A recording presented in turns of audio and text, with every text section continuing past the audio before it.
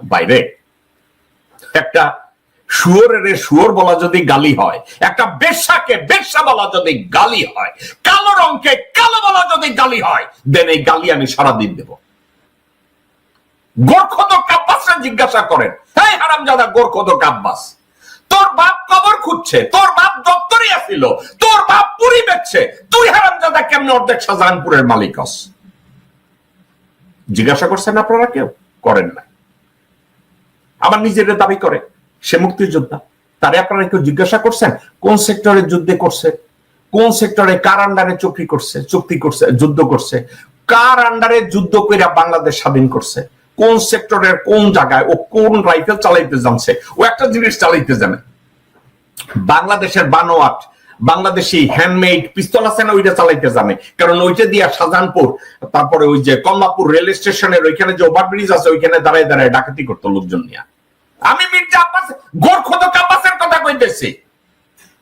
আমি যদি ভুলে আব্বাসের নামের সাথে মির্জা বইরা ফেলাই, আমারে মাফ করবেন। আমি যদি মির্জা আব্বাসের নামের আগে যদি আমি কখনো মির্জা শব্দটা যোগ করি, সেটা হবে বাই মিস্টেক। আব্বাসের নাম, অরিজিনাল নাম গোরখোদক আব্বাস।